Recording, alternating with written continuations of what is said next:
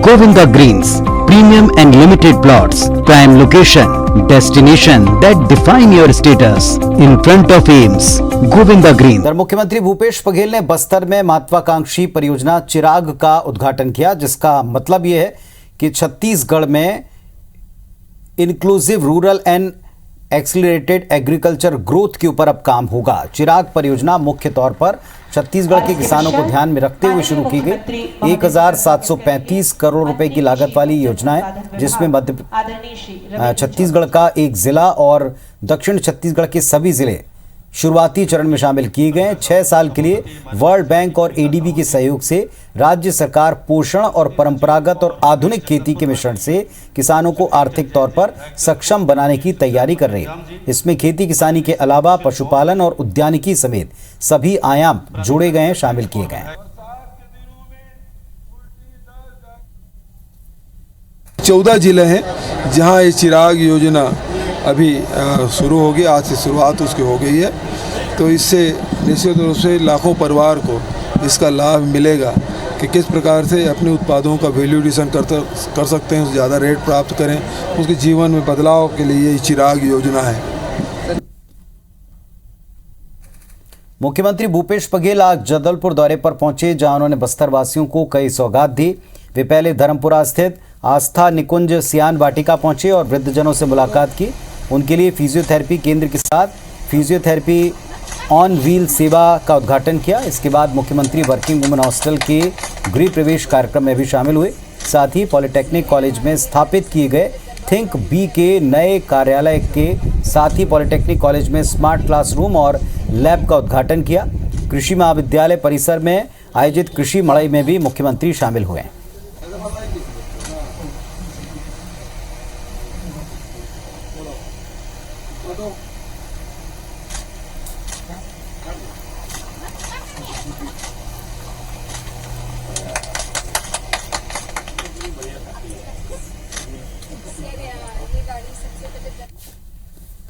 और नरेश मिश्रा हमारे साथ जगदलपुर से जुड़ गए हैं, सीधे उनका रुख करते हैं। नरेश, आज एक अगले चरण की खेती या अगले लेवल की खेती के लिए सरकार ने योजना की शुरुआत की, बताएं इस बारे में।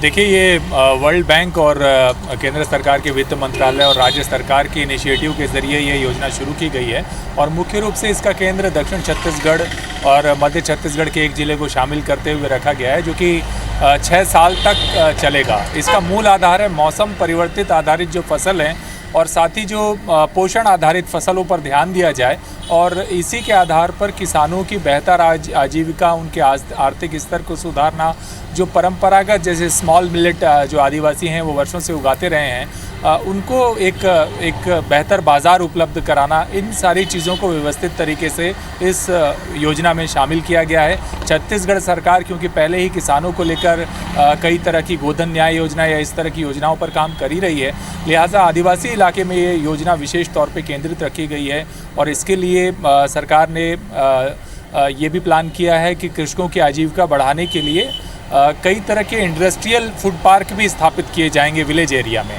जहां पर इन उत्पादों को वहीं प्रसंस्कृत कर उन्हें अंतर्राष्ट्रीय बाजार तक पहुंचाने की कोशिश की जाएगी।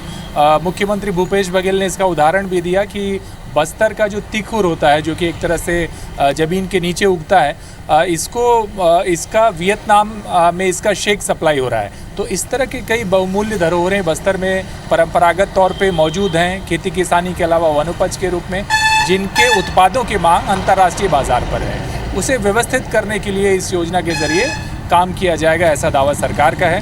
हालांकि कुल 6 साल का एक्सटेंशन है इसमें, तो इसमें किस तरह से ये सारा काम ज़मीनी स्तर पर होगा ये देखना होगा।